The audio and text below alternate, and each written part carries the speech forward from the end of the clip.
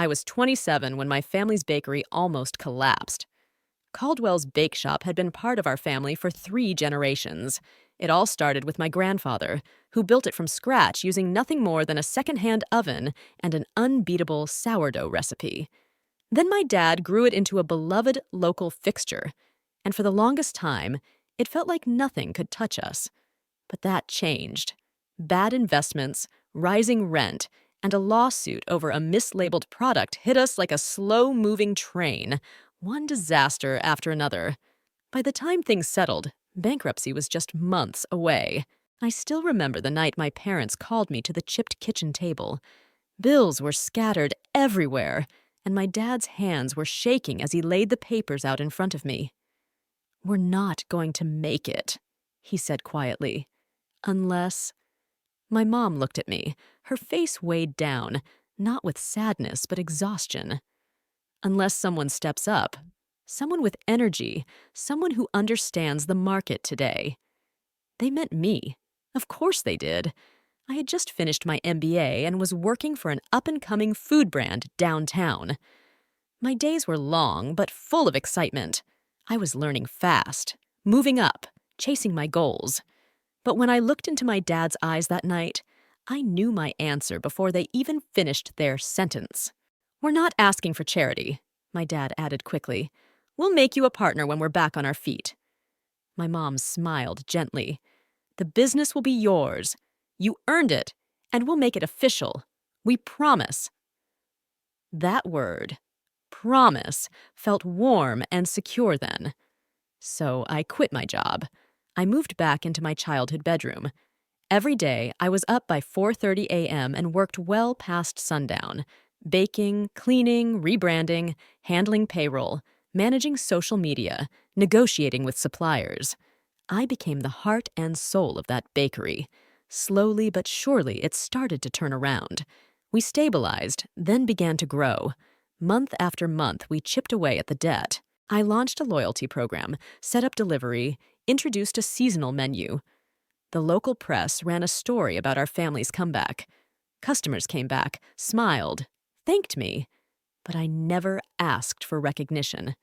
I didn't need applause because I believed in that promise. "You saved us," my dad said one night after we locked up. "You really did, Laura."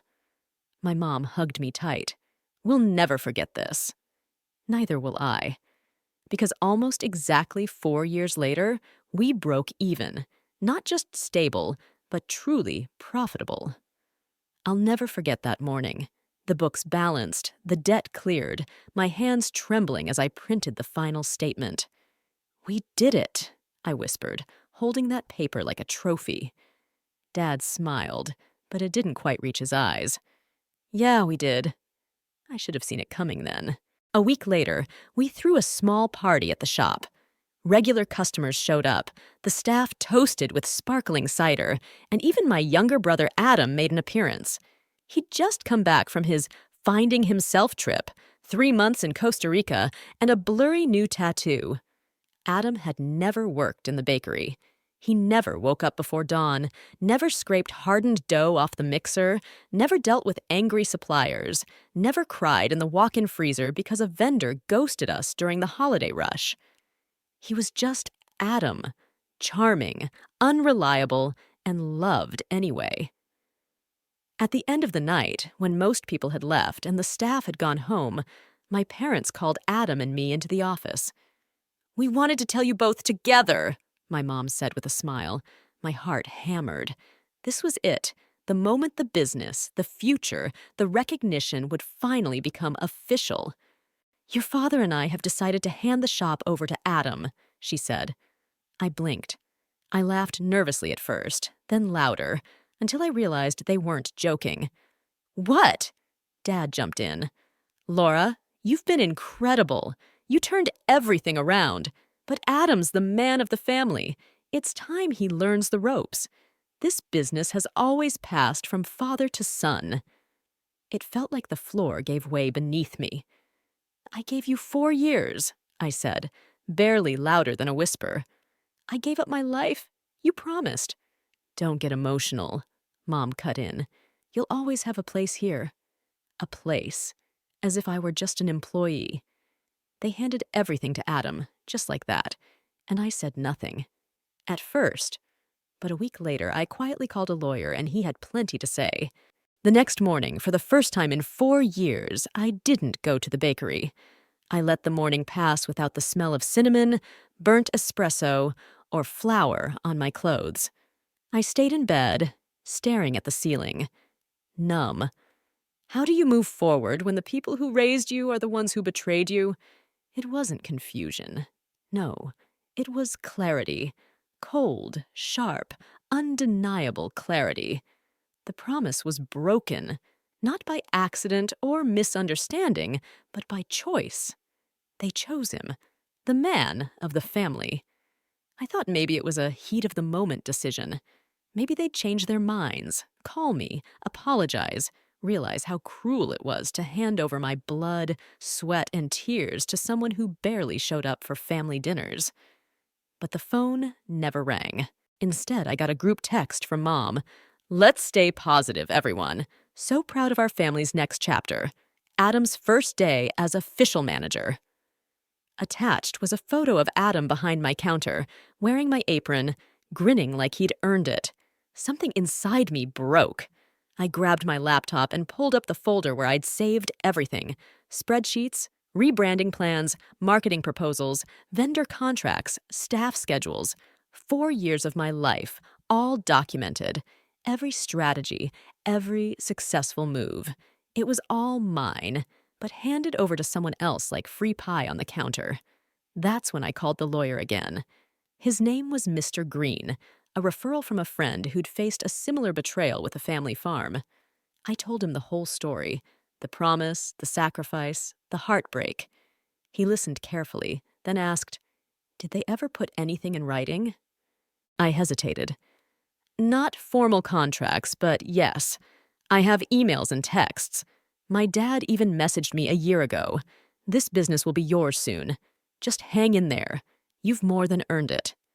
"Perfect," Mr. Green said. "We might have a case." A flicker of hope stirred in me, but fear came with it. Can I really do this?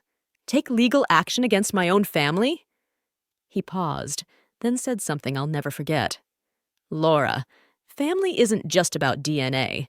It's about loyalty. And if they used you, lied to you, to get free labor for 4 years, then what they did wasn't just wrong. It could be illegal." Illegal. The word echoed in my mind like a drumbeat. I wasn't overreacting. I was standing at the crossroads of exploitation and truth, and I had every right to choose truth.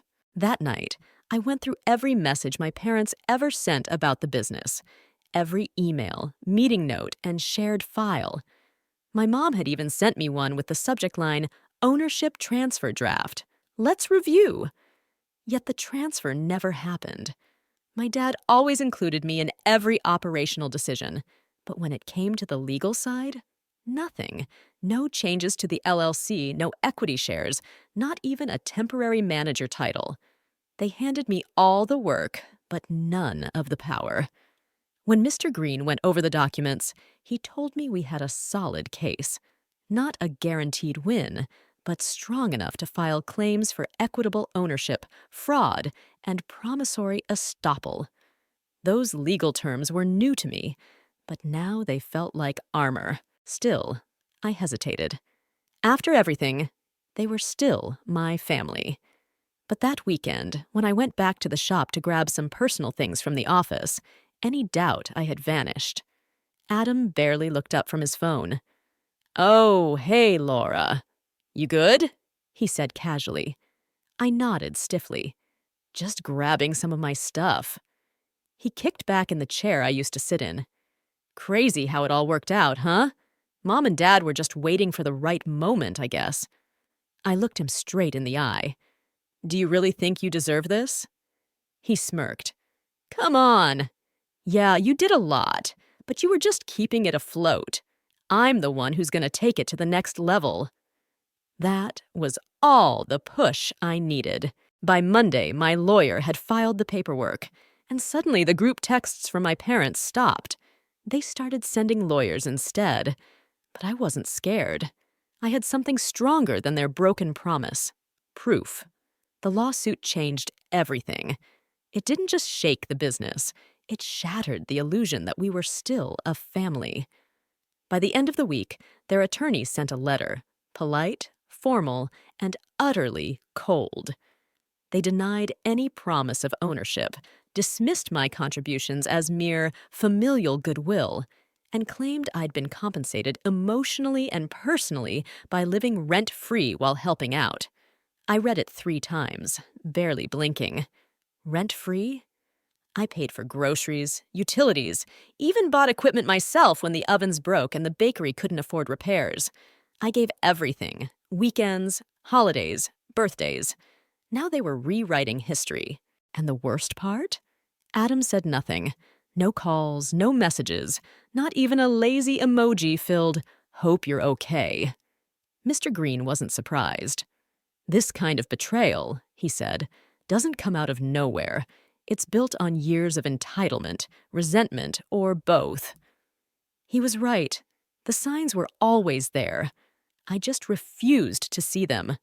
The legal battle moved forward. We filed claims for breach of promise, fraudulent inducement, and unjust enrichment. Simply put, they promised me the business, used me to save it, then stole it right out from under me. My parents hired a tough downtown firm, the kind that sends intimidating letters before you even open the envelope. But I had something better than money or muscle, the truth backed by receipts.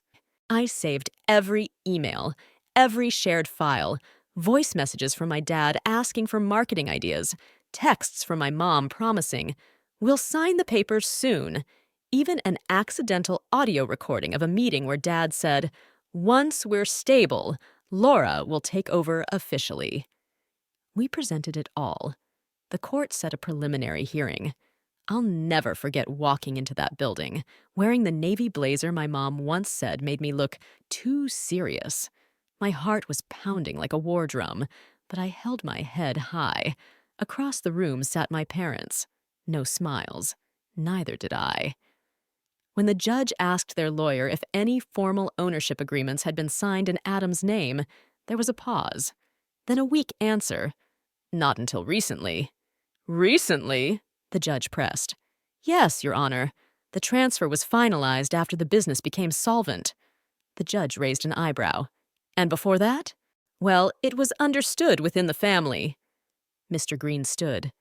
"With all due respect, Your Honor, this understanding was honored only when it suited the defendants and discarded when it didn't."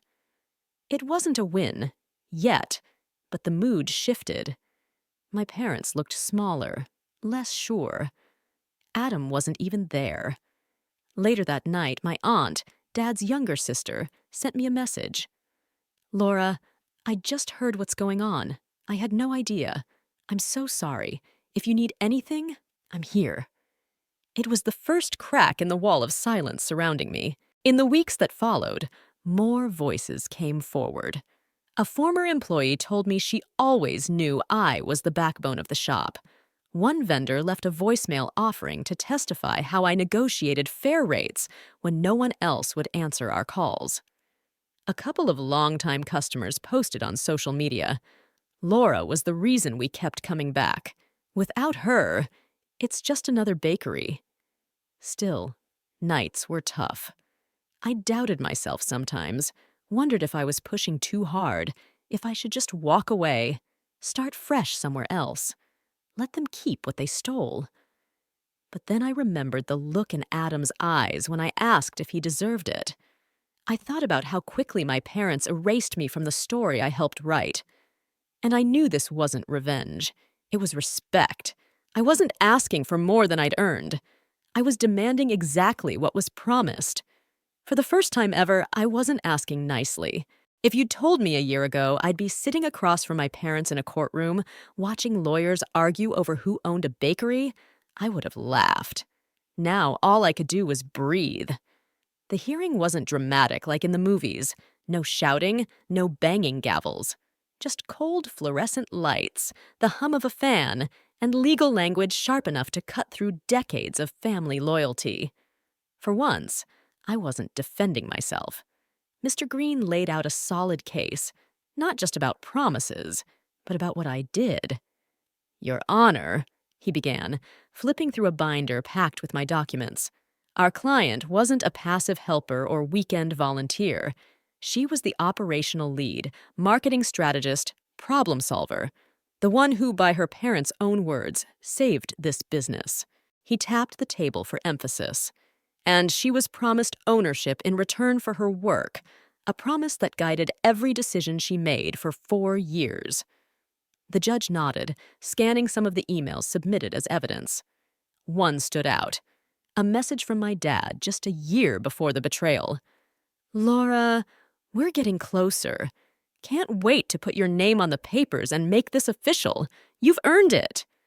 That email wasn't just a smoking gun. It was the match that ignited everything they'd tried to deny.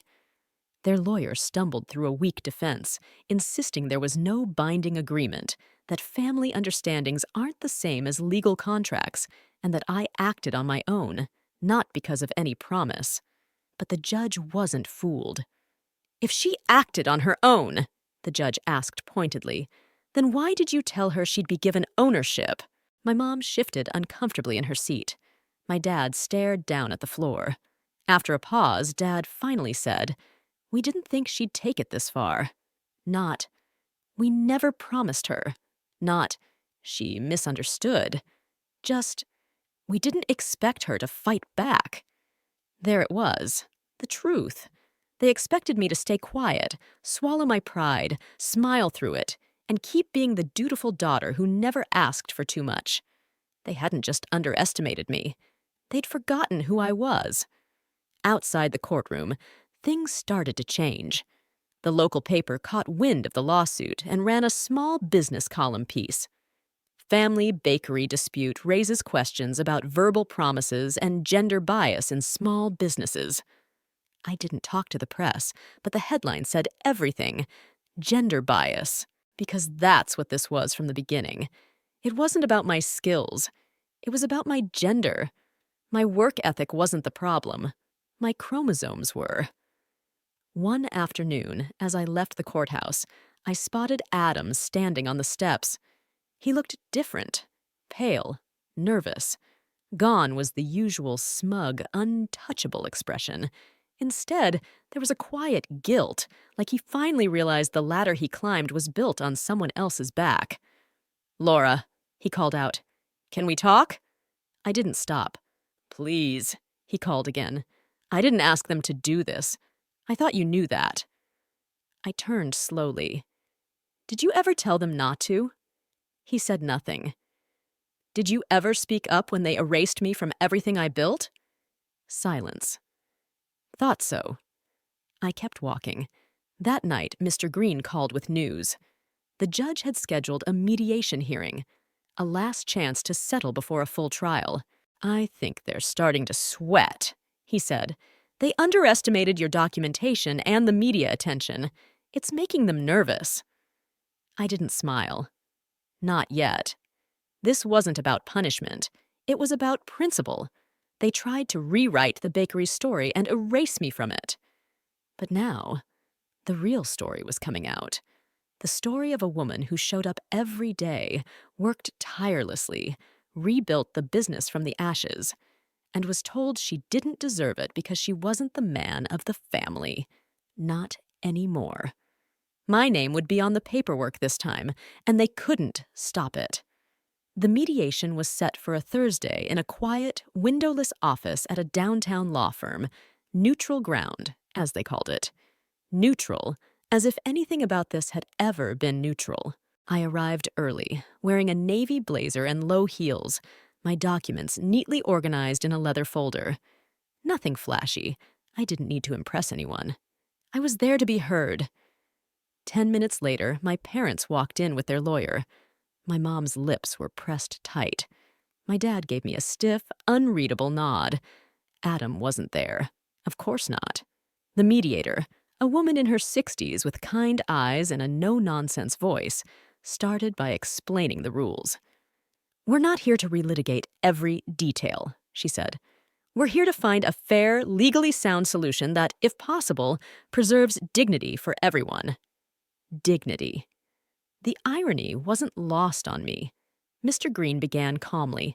He laid out my contributions, fact by fact, no emotion, the long hours, the operations, the documentation, the verbal and written promises over 4 years. Then he slid a folder across the table. Inside were emails, audio transcripts, contracts I had secured, marketing materials I'd created, and side-by-side revenue comparisons before and after I returned. The difference was clear. The bakery survived and thrived because of me. Their attorney tried to push back, claiming I helped voluntarily, that no formal deal existed, and that ownership had already been transferred to Adam. That's when the mediator turned to my dad.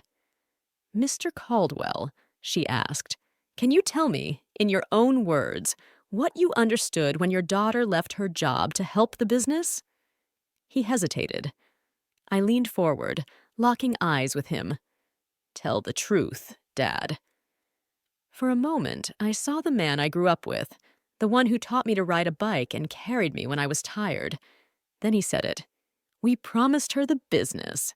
We just didn't think she'd hold us to it." The silence that followed felt suffocating. My mom looked away. Their lawyers stared down. Mr. Green stayed still. Only the mediator nodded subtly. "I appreciate your honesty," she said. And then I spoke for the first time since this all began. "I didn't come back for money. I came back because I believed in this family. I believed in our history, the bakery, all of you." My voice cracked, but I kept going. I worked 7 days a week, missed holidays, gave up my career, my city, my life. And you used that. You used me. Then you handed everything to Adam because he's the man of the family. He didn't earn it. I did. My mom finally spoke. "We didn't mean to hurt you. We thought you'd understand. It's tradition." "Tradition?" I repeated, blinking back tears. "Do you know how many women keep businesses alive and get no credit? How many daughters get written out of legacies they helped build because they weren't born with the right chromosomes?" No one answered. The mediator cleared her throat. "Let's move forward." For the next hour, we negotiated. I didn't budge. I didn't want money or an empty apology. I wanted ownership, partial or full, real and binding. Eventually, they gave in. We agreed I'd receive 51% ownership, officially signed over within 30 days. Adam kept 49% and stayed on as operations manager, under my authority. I would oversee all finances, hiring, branding, and major decisions.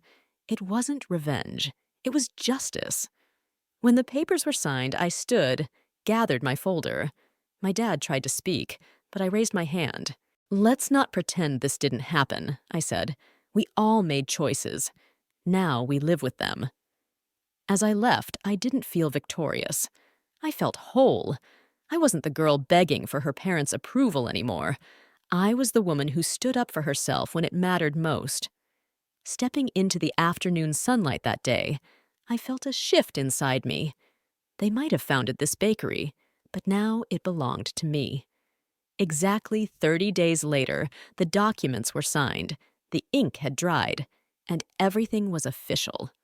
My name appeared as the majority owner of Caldwell's Bake Shop. Seeing my name printed alongside legal titles and tax identification numbers felt unfamiliar, odd, even, but undeniably right. It wasn't so much a triumphant win as it was justice finally catching up with reality. That morning, when I entered the bakery for the first time as its rightful owner, the atmosphere was different. Not tense or frosty, but calm, like the air had been refreshed. The staff greeted me with caution at first, understandably so. They'd read the news, overheard rumors, and were unsure about where they stood. But from day one, I made it clear. No one would face consequences for supporting my parents. This wasn't about revenge. It was about honesty, integrity, and creating something stronger than what had come before. Adam kept his distance those first few days, arriving late, leaving early, avoiding my gaze. Yet he fulfilled his duties, and I let it be. There was no gloating from me, no lectures. He already understood what he'd done. If he ever wanted to regain trust, the responsibility was on him. After a week, he finally knocked on my office door. "I just wanted to apologize," he said, hesitant and uneasy. "I didn't handle things well. I never deserved it, and I've known that all along." I glanced up from my desk. "I understand," I replied simply. He lingered, expecting more, but there wasn't anything left to say. Some wounds aren't healed by words. They're mended by actions, or sometimes never healed at all. Still, I valued his honesty. It was more than what I'd ever gotten from our parents. Speaking of them, they showed up less and less. Mom sent a stiff email once, thanking me for preserving the family legacy. Dad never reached out. Maybe he couldn't face me, or maybe he didn't know how. And that was okay. By then, I no longer needed their approval. I already knew one thing: I had earned this. Under my guidance, the bakery began to evolve. I refreshed the branding, revamped the menu, and opened a weekend market stall downtown that doubled customer traffic within a month. We introduced baking classes and collaborated with local businesses on special seasonal offerings. The spark returned, not just to the bakery, but within me. For the first time in years, I wasn't living out someone else's dream. I was creating my own. But beyond business changes, something deeper happened. I transformed. I stopped apologizing for my ambitions, stopped shrinking myself to keep others comfortable, stopped confusing silence with peace. One afternoon, while sorting through old paperwork in the back office, I found a photograph of my grandfather standing proudly in front of the bakery in the 1950s, hands firmly on hips, apron dusted with flour, eyes shining with pride. I reflected on everything that had happened: the betrayal, the heartbreak, the lawsuit. And I smiled. Not because I was pleased with the painful journey, but because I had honored the true spirit of what he built.